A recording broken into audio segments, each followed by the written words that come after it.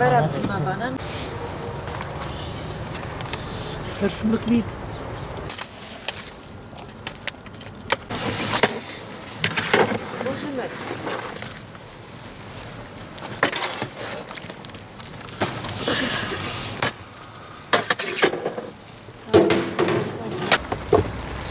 لحبك كيف كريب كفايه هروي كوش تشتغل. أري.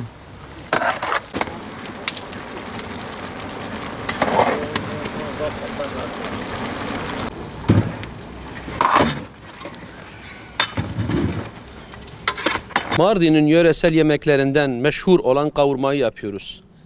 Kavurma genelde Aralık, Ocak aylarında soğukların başlamasıyla beraber yapılır. Büyükbaş hayvanlardan taze etten yapılır. Kırmızı eti diğerlerinden, kemiklerinden ayıklanılır, kırmızı etten yapılır. Kestikten sonra akşam ailece oturulur, güzelce doğranır. Ondan sonra yıkanıp tuzlanır, çuvallara konulur. Ertesi sabah gördüğünüz gibi şu şekilde yaparak ateşe konulur. Ateşe konulduktan sonra kendi suyundan, su eklenmeyerek, kendi suyundan kavrulduktan sonra etin pişirildiği zaman yağını ekliyoruz. Katılan yağ da onun yağından olacak ki tadı farklı olsun. Yapıldıktan sonra biraz beklettikten sonra tenekelere doldurulur.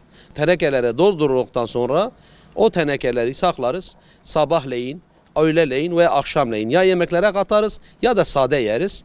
İşte Mardin'in yöresel yemeklerinden meşhur olan bir tanesi de kavurma. Şu anda kavurmayı yapıyoruz. Tuzuyla, kavurmasıyla bir de saklanmasıyla. Bu üç hususa çok dikkat etmek lazım. Tuzu fazla olsa o yemeğin tadı kaçar. İkincisi kavurmayı yaptığımız zaman sürekli karıştırmak gerek ki yanmasın. Yandığı zaman da tadı kaçar, yanık kokusu alır. Ona da bir tat alamazsın. Bir de saklama. Genelde soğuk yerlerde saklanır ki küflenmesin, tadı bozulmasın diye.